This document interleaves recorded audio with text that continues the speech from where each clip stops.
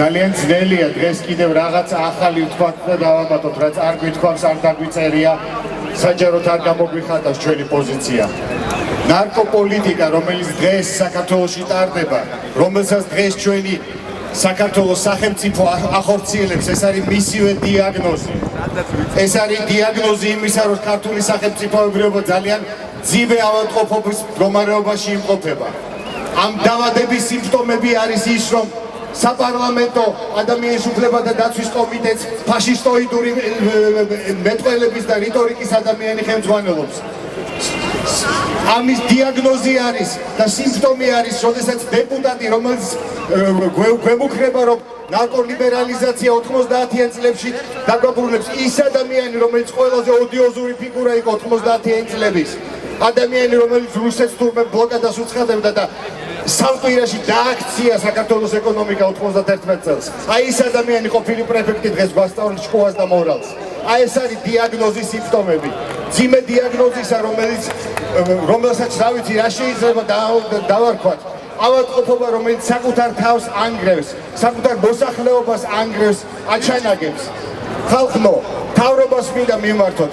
დღევანდელ ხელისუფლებას, ქართულ ოცნებას, თქვენ მზამზარეულად წილად ხვდათ ის ბანკიერი სისასტიკე და იმ სისასტიკის ბერკეტები, რომელსაც ნულოვანი ტოლერანტობა ერქვა. დიახ, 10 წელი შესრულდა იმ საშინელი დღიდან დღეს. საშინელება, რომელიც არ შეჩერებულა და თქვენ იმის დაცვად, რამაც მოგიყვანათ ხელისუფლების სათავეში თავის დროზე, ის მექანიზმები, რომლის წინააღმდეგ ბრძოლამაც დღეს თვითონ იყენებთ საკუთარი მოსახლეობის გაჩანაგების დამცირებისათვის.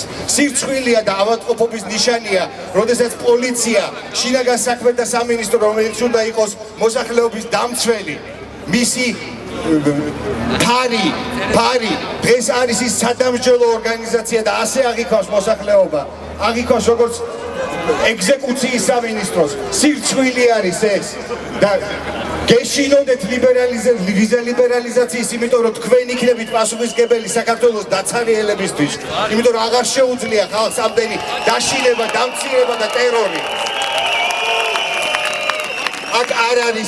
აქ არ არის ლაპარაკი მხოლოდ და მხოლოდ იმაზე, რომ ვიღაცას ნარკოტიკის მოხმარება სურს, ან გართობა სურს და ასე შემდეგ. ეს პრობლემა ბევრად უფრო სერიოზულია და ბევრად უფრო სახიფათოა. ეს არის მექანიზმი ადამიანების დატერორების და დამცირების, დავერბოვკების, რა ვიცი, კრიმინალიზაციის, არა მხოლოდ კრიმინალიზაციის იმის გამო, რომ ადამიანს მარიხუანას მცენარის მოხმარების გამო კრიმინალად აცხადებენ, არამედ ის, რომ ადამიანს აიძულებს სახელმწიფო გახდეს უკანონო, გახდეს დამნაშავე, გახდეს პროვოკატორი, გახდეს დამშანტაჟებელი, ენის მიმტანი, ჩამშვები, შეასრულოს როლები. სახელმწიფო აქცევს მოსახლეობას, ადამიანებს თავისი დაშანტაჟების და დავერბოვკების პოლიტიკით, დამნაშავეებად, მორალურ დამნაშავეებად, სისხლის სამართლის დამნაშავეებად. ეს უფრო დიდი დანაშაული არის, ვიდრე სცენარის მოხმარება და თუნდაც მოყვანა. გაახილეთ თვალები, რომელ სამყაროში ცხოვრობთ. რა გინდათ აქ რაღაცა საფაშო მოაწყოთ, ტერორის რეჟიმი მოაწყოთ, თუ რომ გაიძახით ევროპას და დემოკრატიას და რაღაცა იდეალებზე გველაპარაკებით. ვის ატყუებთ ხალხო, ვის? მიმართავ დეპუტატებს, მიმართავ საარჩევნო კამპანია, რომ ჩაატარეთ ლავის იმასავით, რომ ყველა პარტია ერთმანეთს ეჯიბრებოდა, თან ზოგი აფთიაქებში გაყიდვას, ზოგი სუპერმარკეტში და რა ვიცი, რეებს არ გზავნით. დავთავრდა თუ არა